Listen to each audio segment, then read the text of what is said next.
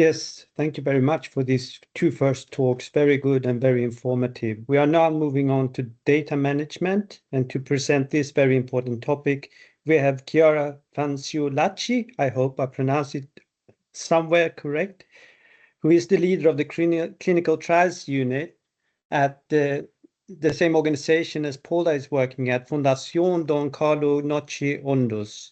Chiara did her PhD at the University of Pisa in the field of psychophysiology in patients with neurological diseases within the field of rehabilitation, where she also had her postdoctoral position. For the last 5 years, she's worked full-time as the lead for the clinical trials unit, and it's our honor to have you, Chiara, as the presenter of data management. The audience is yours. Yes, hello, thank you very much. Can you hear me? And can you see the presentation? Yes, it's working. Yes. Yes. Okay. Hello, everybody. I'm here today for introduce you the data management, but is not only data issue.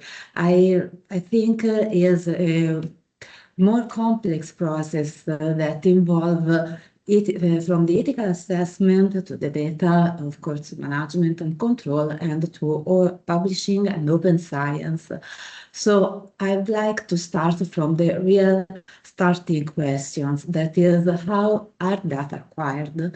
Because usually when you are going to write a proposal, are you also going to create a clinical study that usually is a protocol that involves human participants and is aimed to discovering or verifying an effect of a drug or a product, or identifying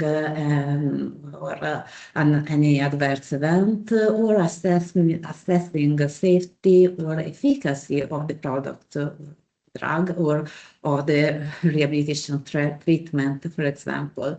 So this is a really complex process composed from multi-steps that are all to be clear, because it starts from the planning and study design, the preparation of the setup, experimental setup, and all the process for regulatory approval. What involve the experimental process, so participant enrollment, treatment, all the experimental activities involved in the protocol, and the study completion and the data analysis. But the data management is a process that goes through all the complex clinical studies. So it's really important to organize and plan the data management from the beginning. And first of all, in the moment of the study design, we should have clear the need of the ethical assessment, because when a project involves human participants or sensitive data, of course, need of ethical evaluation, and the needs of an ethical assessment from the researcher, because will be also evaluated by an ethics committee later. And what can we do for a right ethical assessment? First of all, we should identify ethical risk. So we need to systematically evaluate the potential risk, physical risk, psychological, social, economics, both for the use of the data and, of course, for the experiments that involve humans. And we need to demonstrate compliance with the regulations, so with the European regulation, national regulations, and because all the procedures must comply with the GDPR requirement. And for do that, of course, you have to create a protection protocol. So you must include a description about the issue and the way you intend to deal with them in order to ensure ethics compliance. And you have to describe how you can obtain the a clear documented consent form from all the participants. You have to implement a robust measure to protect sensitive data, including, for example, encryptions, secure storage, or the way of the control for the access of the dataset, and develop the concrete mitigation strategies about the potential risk, and to create all this protocol for transparency and integrity of the data. But why we are going to create all these complex protocols to save the data? Because I think that often is not really clear why, and is not really clear what is the personal data, because is really important to know that personal data are any information relating to an identified or identifiable natural person. So it means that include the name, the identification number, but also factors like physical, psychological, genetics, economics, mental aspect of the person. And the process of personal data is any operation or set of operation on personal data. And I put here some example like collection, recording, organization, and these are all actions that are used to be part of the clinical proposal or financial project. So it's really important to have clear that we are managing personal data. And personal data are also categorized in three main groups. There is the common personal data that are names, your name, address, email address, home address, image. But the second groups are special categories that are racial or ethics, origin, religious or philosophical belief, genetic, biometrics, health data, and sexual life and orientation. The third group is judicial data, so criminal conviction or security measurements. And the legal basis for processing the data is determined by the type of data. So it's very important to know to have clear this issue first of all in the beginning of the process. And during the design phase, it's really necessary to identify which kind of personal data you are going to process, to collect and to process, and how you are going to do this.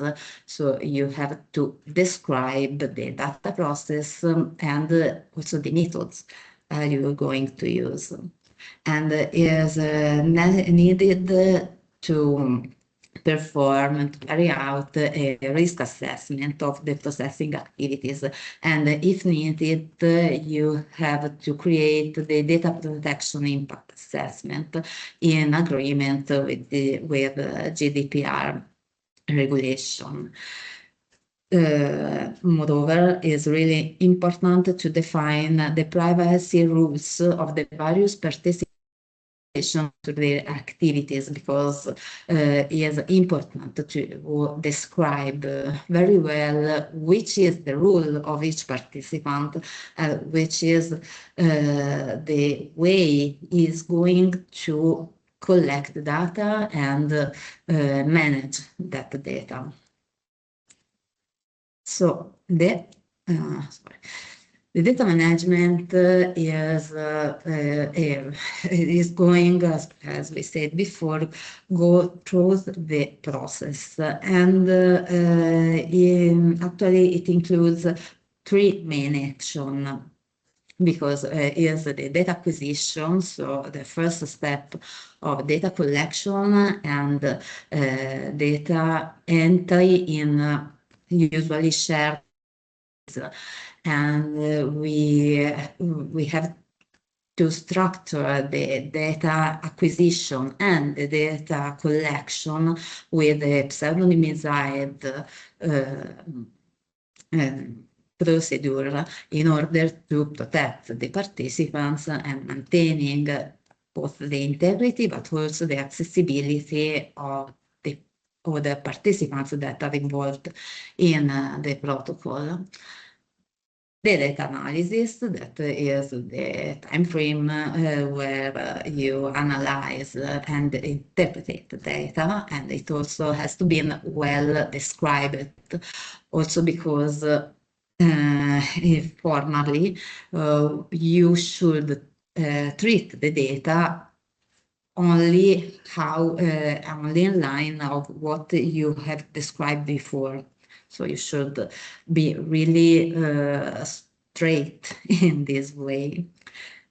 And the data sharing, that is the moment of results publication or the moment in which you are going to create the document archiving. But the data management and the research data should be in line with the FAIR principle in order also to force the open data and open science.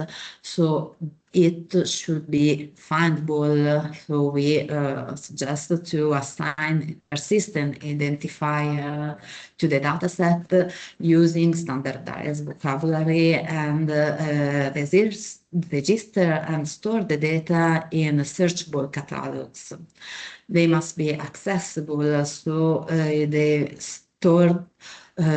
storage should be in trusted repositories, and you should define the condition for the access of the database in order to control the access of the other participants, and the metadata should remain accessible for long term. But also the dataset should be interoperable. So you should create a dataset able to be integrated with other datasets in order to use standard formats, controlled vocabularies, and open file types.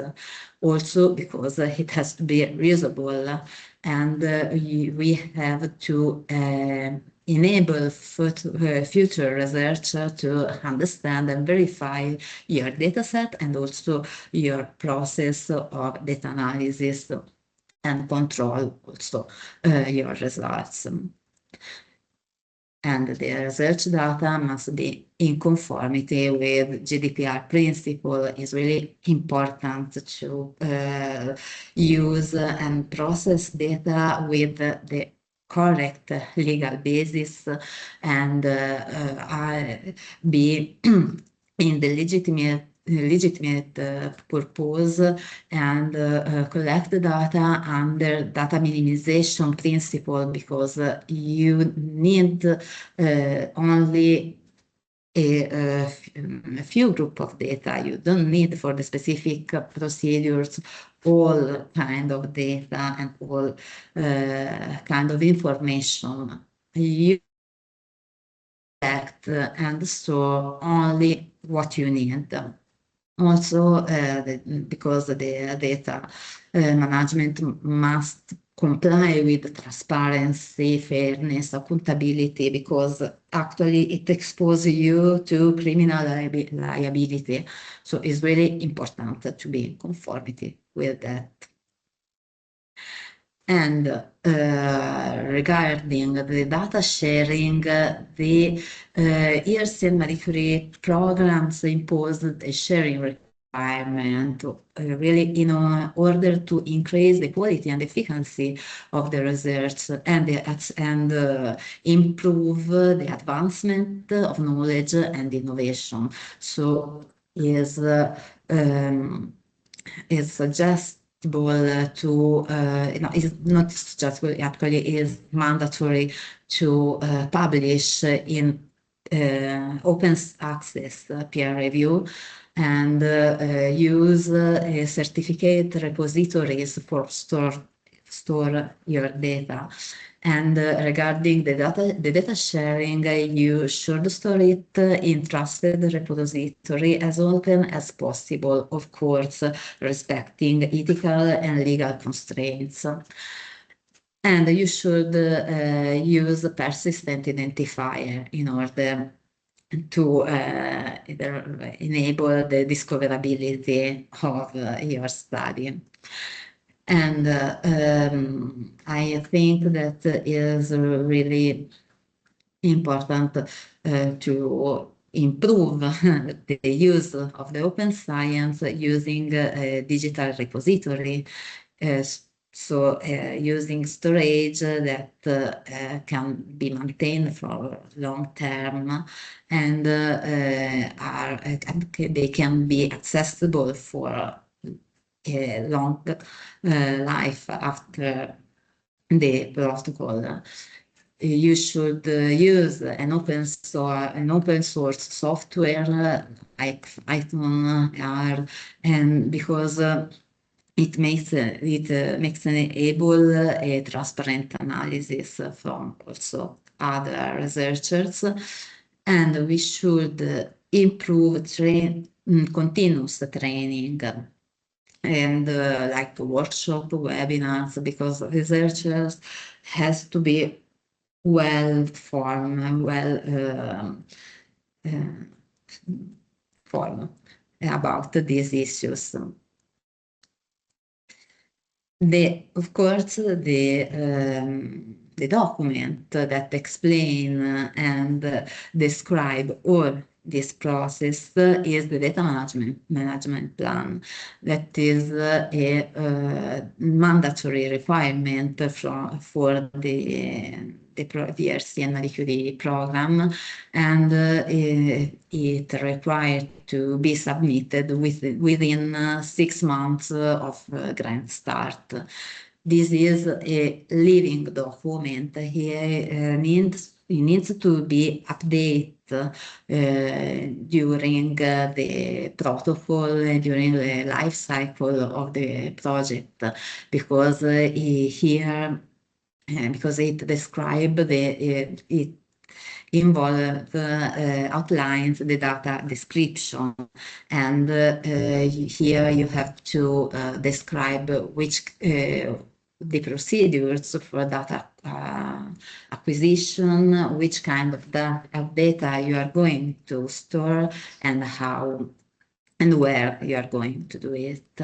So it has to be updated with the timeline of the procedures, the data, for example, of the approval, the data about the database creation, database lock, or the monitoring about the participant adolescent. So here you are going to describe data, the storage and the security. So the storage solution that you are going to put in action, and the preservation strategies, and the sharing plans that we are going to implement for this protocol.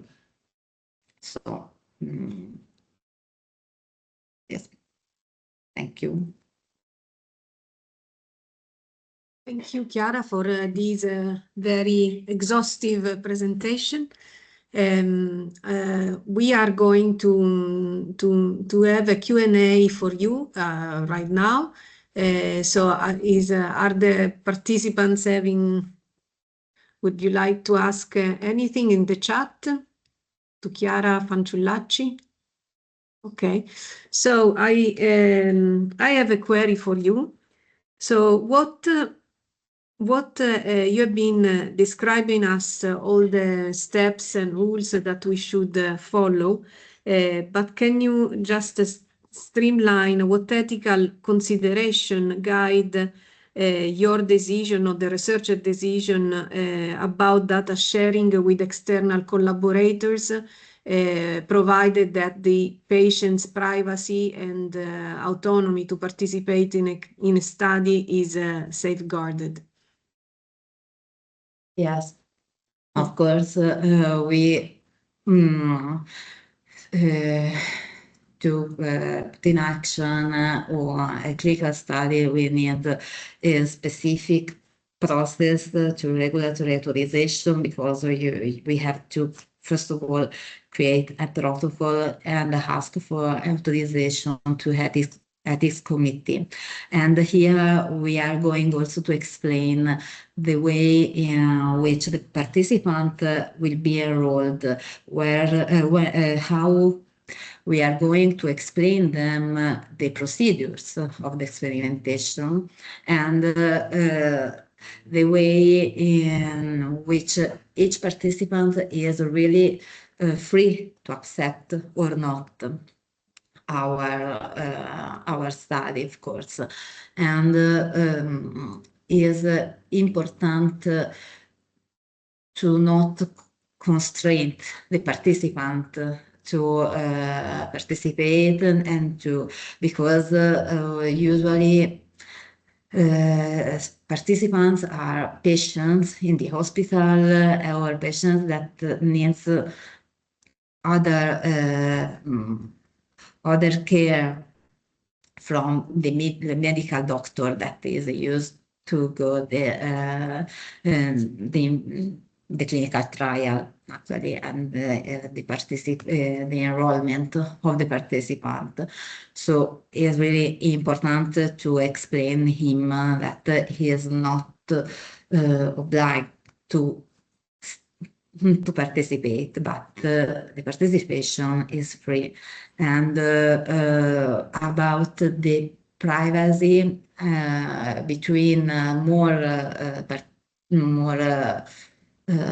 partners of the protocol, is important that each hospital or each clinical center maintain the privacy of the patient, and share the data in pseudonymized methods, so without all the common personal data that we said before. And is absolutely the only way to share data. And from my point of view, that I'm working in the clinical trial unit, is the first control that we do, how research creates the CRF, the sharing data set, of course, and that the common personal data is not inserted in them. Okay, thank you. Any other question? Okay, so I pass now the floor to Chiara Gabbi. And thank you, Carla. Yes. Thank you, and thanks for all our speakers till now. Really helpful and amazing presentations.